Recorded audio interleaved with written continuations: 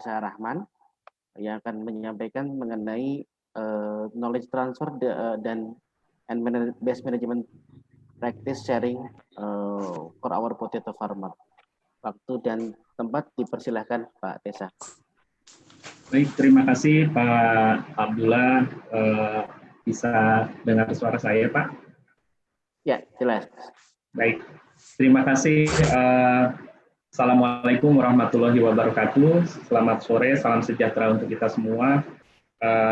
Terlebih dahulu saya ingin berterima kasih kepada Pak Hermanto dan Pak Nikaki dari Balitsa, juga Wim, Iko, dan Anet dari Fact Impact dan Wageningen University, juga presenter hari ini Pak Kurniawan, Pak Abdullah Suteja, Pak Kurniawan, Pak Abdullah, juga Pak Teddy Tambu, Pak Bunjan, dan Ibu Safitri.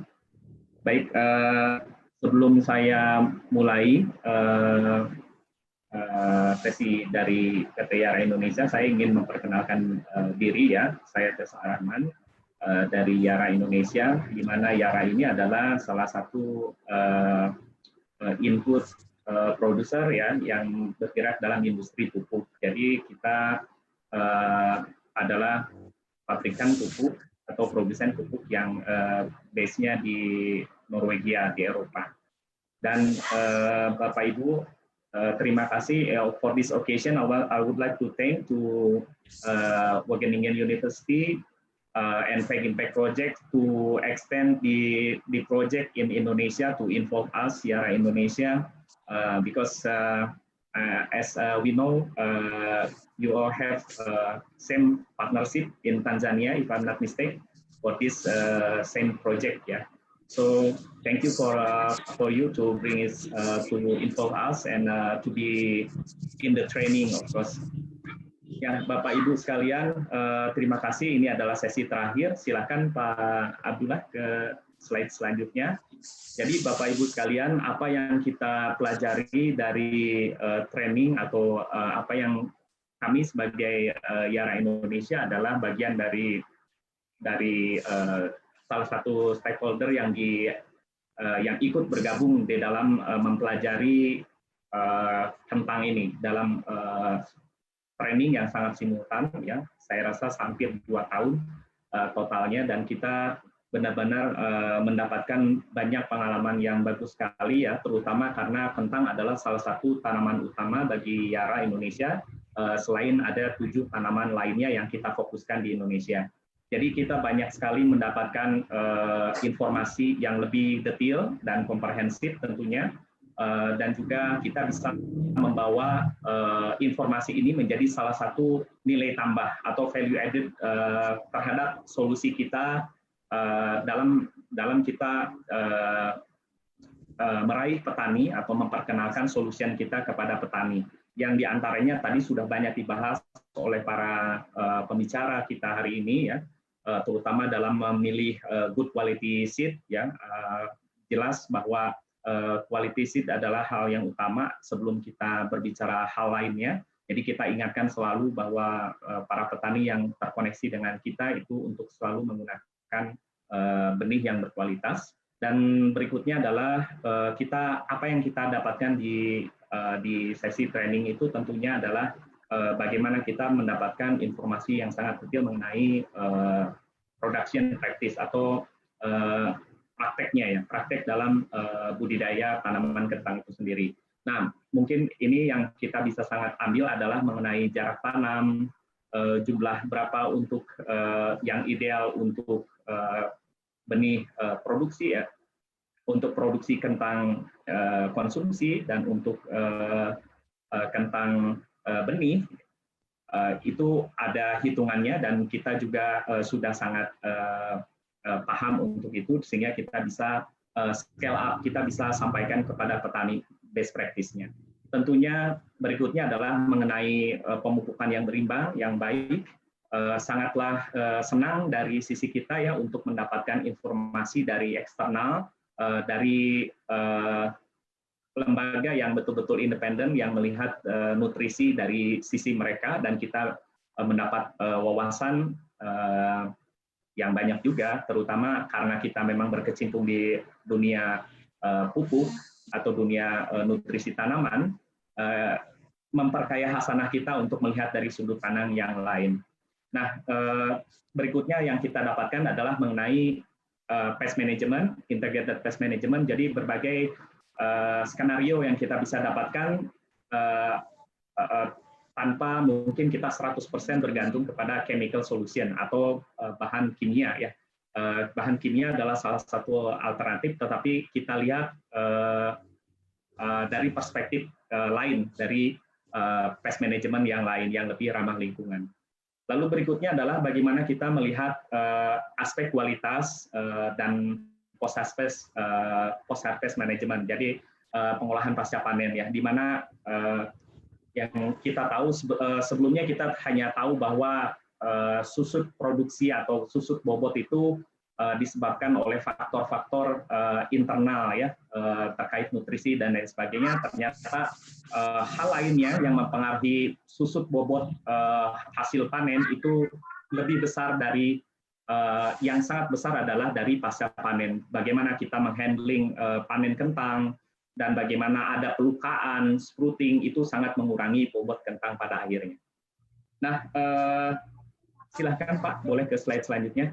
Nah, yang kita sangat pahami bahwa di lapangan kita dalam berkomunikasi dengan petani atau stakeholder di kentang ini, tiga hal utama yang sering diceritakan adalah bagaimana hasil panen yang kurang optimal, di bawah potensinya. Ini berkaitan dengan jumlah umbi yang sedikit atau jumlah umbi yang terbentuk rendah, tadi susut hasil panen atau yield loss setelah pasca panen. Lalu yang lainnya adalah berkaitan dengan marketable yield, yang ada quality issue-nya. Di antaranya adalah external defect atau cacat ya, cacat di dalam dan di luar, dan satu lagi adalah penyelesaian kulit umbi yang kurang optimal, lalu internal deterioration atau bagaimana kita sebetulnya ingin membentuk kentang yang besar tetapi tidak cacat di dalam, misalkan kaitannya dengan hollow heart di dalam. Nah, itu sering ditemui, dan mungkin di poin nomor 2 ini adalah di mana kita bisa sebagai perusahaan pupuk bisa memberikan saran lebih banyak ya. Dan terakhir adalah yang kita sering temui adalah di masalah mengenai hama dan penyakit ya, terutama layu, nematoda dan blight ya, yang tadi sudah banyak dibahas oleh presenter kita sebelumnya. Jadi harapan kita adalah dengan kita join di training ini, kita bisa menjawab 3 permasalahan ini supaya kita memiliki dasar yang kuat untuk berkomunikasi dengan para petani dan stakeholder tentunya. Ya. Boleh lanjut Pak.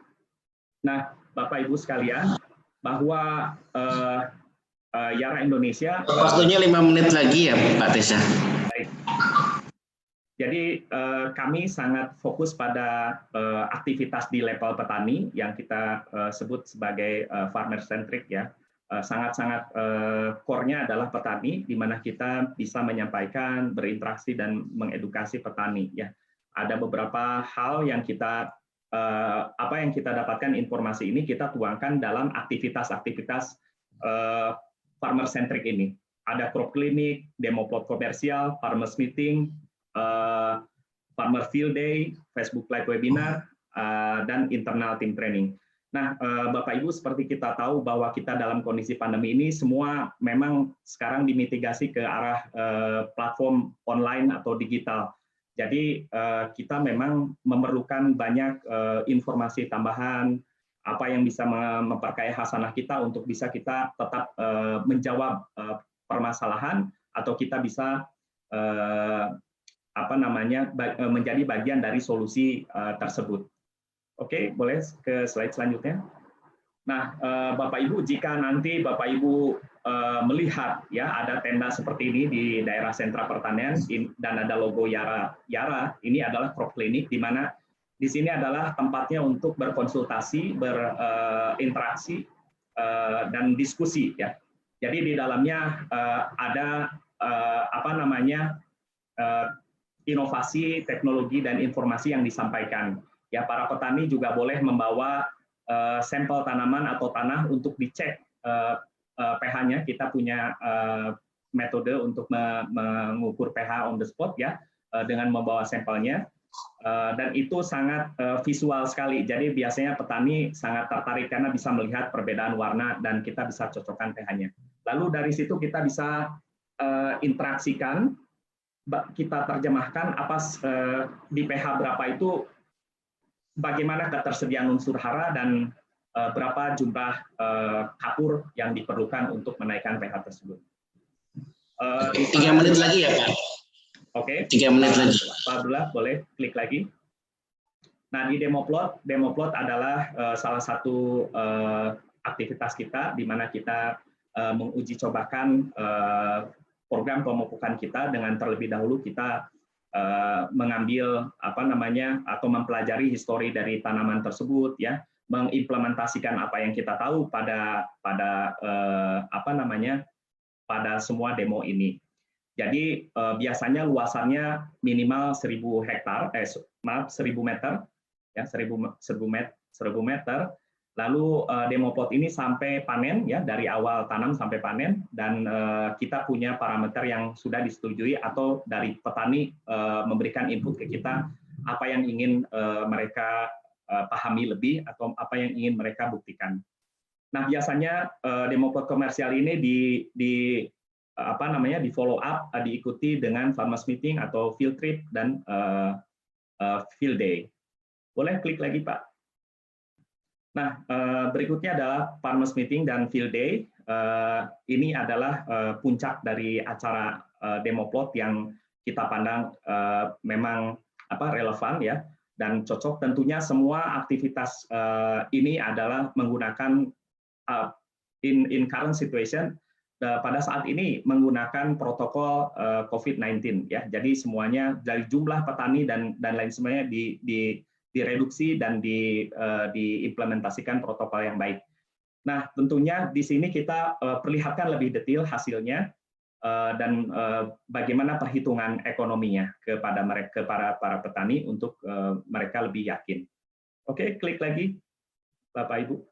Nah, Bapak Ibu, berikutnya ini adalah webinar kita tentang kentang ini. Kita sudah beberapa kali ada webinar tentang kentang dari mulai awal ya, semua mengenai konsep pemupukan, apa yang para petani perlu ketahui untuk manajemen nutrisi.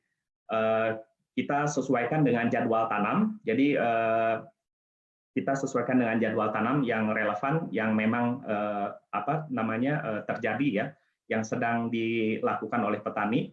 Lalu kita menyebarkan informasi via SMS Blast, di WA dan Facebook, juga di SMS biasa. Nah, lalu ada live testimonial dari petani yang menggunakan program pemupukan kita untuk bisa petani melihat langsung hasilnya. Boleh klik lagi Pak. Nah, mungkin itu saja Pak Abdullah dari saya. Terima kasih waktunya.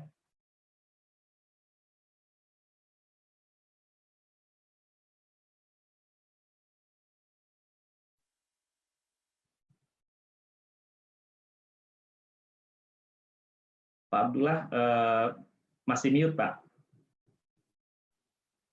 Oke, baik. Terima kasih Pak Desa, dan tadi kita sudah mendengarkan pemaparan dari 3 pemateri. Kemudian saya juga ingin mengingatkan kembali kepada seluruh peserta untuk bisa mengisi link tautan absensi agar bisa memperoleh sertifikat, dan kemudian nanti akan ada foto bersama di akhir rangkaian sesi ini. Kita lanjut ke sesi diskusi dan tanya jawab. Waktunya kurang lebih 20 menit. Yang pertama itu untuk Ibu Safitri, itu dari Rizky Yuda, Bu. Pertanyaannya adalah bagaimana mengatasi layu fusarium.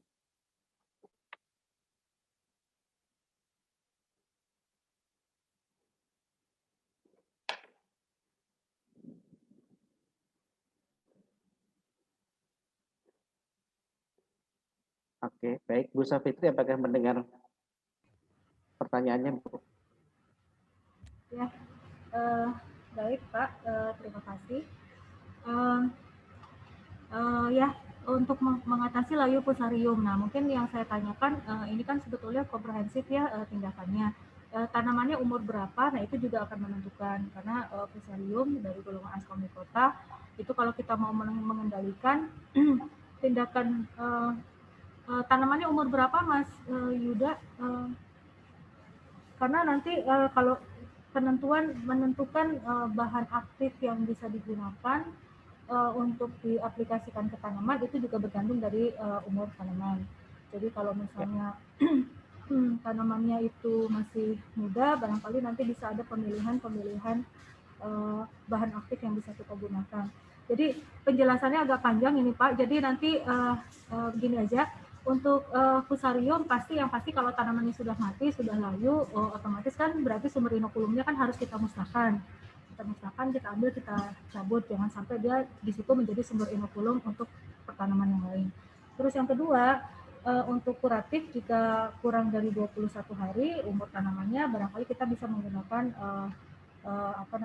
fungisida yang dari golongan benomil, carbendazim, metylgluconat yang seperti itu, atau setelah 20 hari atau kalau tanamannya sudah lebih tua bisa menggunakan yang dari golongan belakangnya ada conazole itu ya.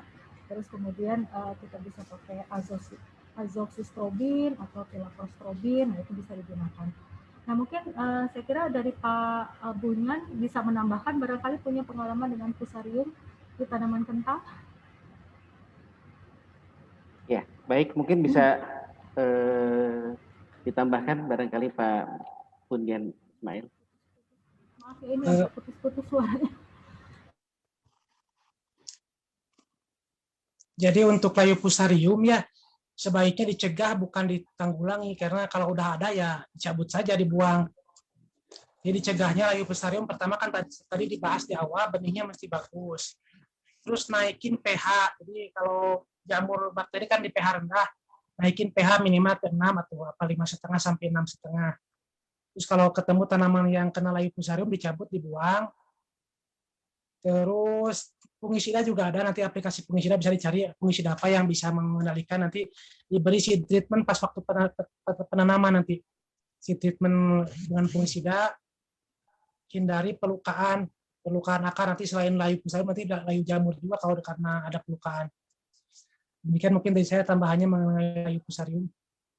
Oke, baik. Baik, Pak. Selanjutnya masih pertanyaan ke Pak Bunyan, ini nyambung Pak, ada dua pertanyaan yang mungkin relevan. Yang pertama dari Iman Subarianto, beliau menyampaikan sudah menanam kentang, umbinya itu keluar 3-4 umbi per pohon, tetapi kecil-kecil. Pertanyaannya itu kenapa bisa seperti itu, tidak membesar? Memang tidak dijelaskan Pak umurnya seperti apa. Lalu yang kedua pertanyaan dari Sulfi Rahman dari Pangalengan terkait dengan jarak tanam.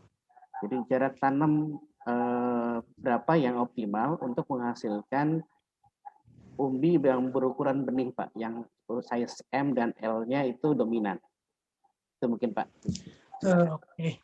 Jadi untuk jarak tanam dulu ya, jarak tanam itu akan bergantung umbi yang kita gunakan. Tadi dibahas Anet sama Anet ya. Kalau umbinya kecil nanti bisa sampai mungkin 80.000 per hektar populasinya. Itu jarak tanam kalau ditanam satu baris mungkin sampai 20 cm. Cuman mesti musim kemarau. Kalau musim hujan nanti banyak kena busuk daun. Jadi jarak tanam akan bergantung umbi yang dipakai. Nanti misalkan kalau dan akan bergantung juga dengan paritas. Larolakia misalkan yang banyak ditanam 75 kali 25 sampai 30 untuk umbi kecil, dan dengan naik ukuran umbi jarak tanamnya pun dibikin lebih renggang karena umbi benih yang lebih besar memiliki stol yang lebih banyak, nantinya lebih banyak tunas. Dan itu pun akan bergantung pula musimnya, nanti musim hujan atau musim kemarau. Musim kemarau bisa lebih rapatkan lagi karena kita nggak khawatir dengan busuk daun. Terus tadi ada lagi yang tanya mengenai umbi kentang yang katanya umbinya satu terus beranak banyak ya, jadi umbinya kecil-kecil nempel kayak boneka. Itu disebutnya secondary growth atau pertumbuhan sekunder. Biasanya itu kentangnya udah tua secara fisiologis di kebun, misalkan tua fisiologis itu karena stres, misalkan dia kekurangan air, kekurangan nutrisi, jadi umbinya udah mengeras. Terus tiba-tiba misalkan ada suplai air berlebih, Nah, dia mudah lagi atau misalkan diaplikasikan dengan ZPT, giberellin atau penyegar lainnya, pupuk daun. Jadi untuk memperbesar umbi yang ada tidak bisa, muncul lagi umbi baru yang kecil. Kalau enggak begitu nanti pecah umbinya. Kalau enggak hollow heart kalau di Atlantik nanti. Setelah ada periode kering, kurang air, misalkan kelembaban tidak terjaga, ada air berlebih atau misalkan pemupukan nitrogen salah waktu, nanti umbinya keluar umbi kecil. Biasanya terjadi pada saat seperti sekarang, ada kemarau di tengah musim hujan, seminggu 2 minggu, tanahnya kering, hujan lagi besar, tanamannya udah tua. Jadi mungkin muncul secondary growth. Atau kalau kentang Atlantik nanti bisa kentangnya hollow heart, atau umbinya pecah. Kalau kentang Bliss nanti umbinya pecah jadi ini apa? Belah. Selain beranak umbinya. Demikian. Oke, baik. Kemudian saya coba cari yang untuk Pak Tesa, tapi ini terkaitnya lebih kepada pemupukan ya, Pak Tesa. Berkenan untuk dijawab ya, Pak. Itu pertanyaan dari Pak Dadang Gusiana, bagaimana pengelola pupuk potasium atau kalium di dalam budidaya kentang. Baik, terima kasih Pak. Tentu saja pupuk kalium adalah salah satu unsur yang paling utama ya, selain N dan P ya. Kita tahu dalam 1 ton kentang itu memerlukan sekitar 1 ton panen kentang itu memerlukan sekitar 6,5 sampai 7 kg K2O. Jadi untuk manajemen potasium, pemupukan itu boleh diaplikasikan di dasar ya, jika memakai pupuk tunggal, aplikasikan di pemupukan pertama, atau jika menggunakan pupuk majemuk bisa di-split menjadi 2 sebagai pupuk susulan. Artinya pada saat pemupukan dasar itu 2/3 dari potasium itu boleh dimasukkan di dasar dan 1/3-nya sebagai susulan. Demikian Pak. Oke, baik. Terima kasih Pak Tesa. Kemudian untuk Ibu Sapitri Kembari dari Linda, Ibu di Maluku, itu saudari Linda menyampaikan bahwa menanam kentang, kemudian salah satu persyaratan untuk benih itu adalah harus bebas NSK. Dan sudah dilakukan pengujian ke BPSB, hasilnya free, bebas NSK, tapi begitu panen itu terindikasi banyak umbi atau tanaman yang terkena NSK. Itu mohon penjelasannya. Ya, kalau melihat riwayatnya misalnya benih yang digunakan, suara saya jelas ya, benih yang digunakan itu sudah tersertifikasi dan kemudian sudah bebas. Nah, ada kemungkinan bahwa nematoda itu sudah ada duluan di lahan yang ditanami, sehingga memang ini satu hal yang tricky ketika menentukan lahan yang akan ditanami itu sudah bersih atau bebas dari hama dan penyakit. Itu memang satu hal yang tricky gitu. Jadi apalagi kalau sebelumnya belum ada pengalaman untuk menanam. Jadi dugaan saya kemungkinan nematodanya sudah ada di tanah kalau memang benih yang digunakan adalah sudah benih bersertifikat yang dinyatakan bebas dari nematoda sista kuning. Itu Pak. Oke. Yang bebas itu tanahnya Bu, yang diuji ke BPSB adalah tanahnya. Oh, tanahnya, yang diuji tanahnya dari gimana Pak? Yang diuji ke BPSB itu tanahnya Bu, tanahnya akan ditanam. Oh, tanah yang diuji dari tanahnya. Terus benihnya juga, nah berarti ada belum ada informasi tapi bahwa hasil uji tanah itu bebas NSK, tetapi pada saat panen terindikasi tanamannya itu justru banyak tanda-tanda serangan NSK. Ya kontaminasi bisa dari banyak, jadi bisa jadi mungkin dari umbi atau bisa jadi umbi yang digunakan atau benih yang digunakan, bisa juga dari alat yang dipakai, misalnya alatnya itu pernah dipakai untuk bertanam di area yang lain.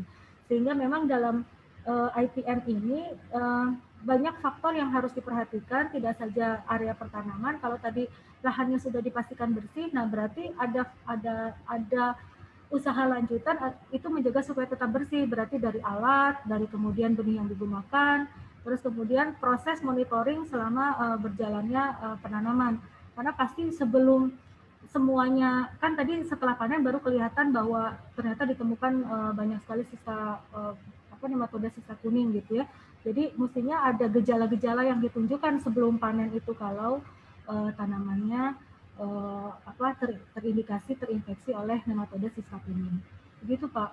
Jadi kontaminasi bisa dari mana-mana, bisa dari benihnya atau bisa dari alat yang digunakan, atau juga orang yang mobilitas dari tempat lain ke daerah tersebut.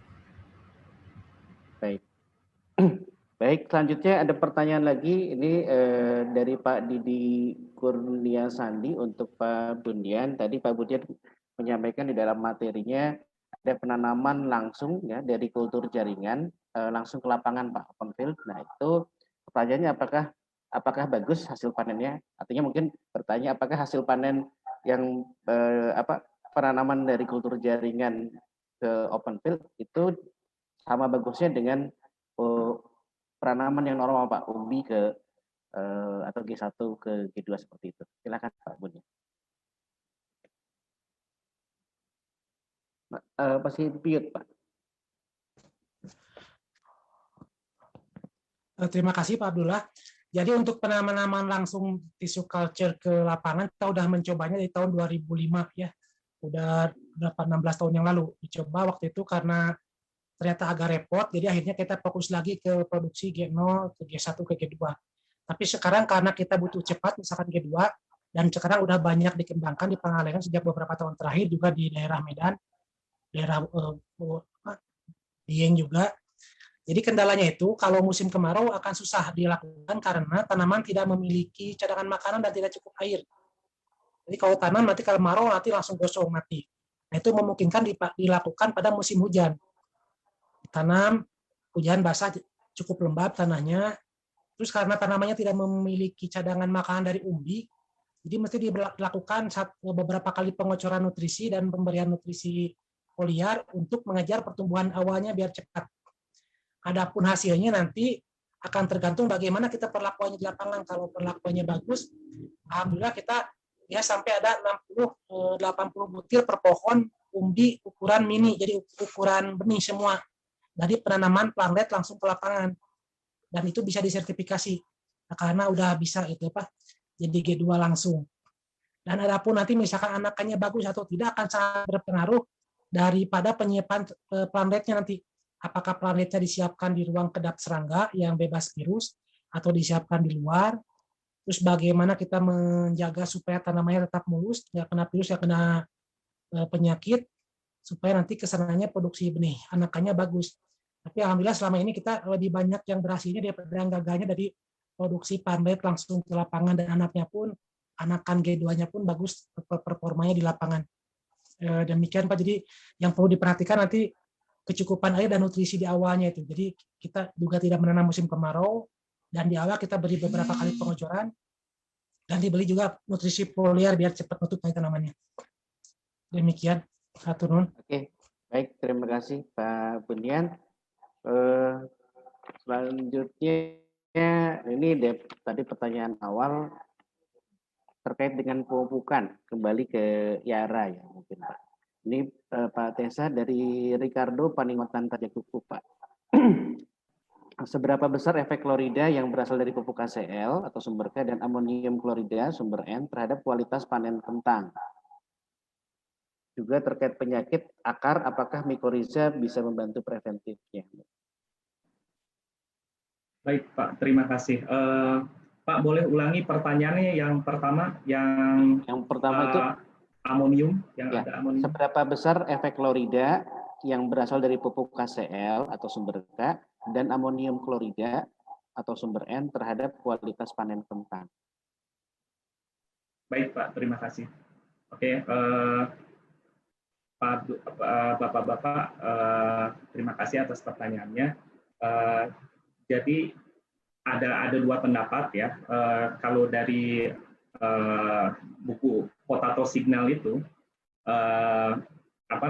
sumber kalium antara yang klor dan non klor itu tidak begitu signifikan ya terhadap produksi setidaknya di Eropa, di tempat waktu buku ini di launching dalam versi Inggrisnya yang saya baca ya. Ini menurut penelitian. Tapi kita punya source lain bahwa untuk processing potato, jika kita menggunakan kalium sulfat ya yang non klor, itu bisa mempengaruhi ke hasil panen. Jadi hasil panennya berat jenisnya lebih bagus, berat jenisnya lebih lebih optimal. Beberapa trial itu menunjukkan seperti itu, dan dari kualitas goreng pas tes goreng dan ke berat jenis serta specific gravity itu bisa lebih baik, Pak. Jadi itu yang perbedaannya. Nah, lalu kaitannya apakah relevan diaplikasikan di Indonesia? Jadi kita tahu bahwa klor adalah unsur hara yang mobile ya di dalam tanah dan mungkin bisa tercuci. Itu yang mungkin menyebabkan jadi tidak ada beda signifikan antara yang source-nya dari kalium sulfat atau dengan kalium klorida. Tapi kalau saya boleh sarankan untuk benih ya, untuk benih kentang, untuk produksi benih itu adalah kalium sulfat yang kalau kita mau mengejar berat jenis yang lebih baik, lalu kualitas simpan umbi yang lebih bagus. Mungkin itu saja, Pak. Oh iya, terkait tadi ya sumber amonium klorida. Nah, saya untuk amonium klorida ini ada satu jenis produk baru yang ada di lapangan ya, pupuk baru gitu ya, amonium klorida. Mungkin ada 1 tahun terakhir itu ada ya. Dan concern-nya adalah itu bisa dipakai untuk tanaman kentang ya, bisa teman-teman bisa dipakai, diaplikasikan. Hanya mungkin itu kan dalam bentuk amonium ya, dan kita tahu bahwa nitrogen ada beberapa bentuk nitrogen yang bisa dipergunakan supaya bisa lebih tepat, tentunya melihat musim. Jadi supaya bisa lebih optimal pertumbuhannya. Mungkin itu saja Pak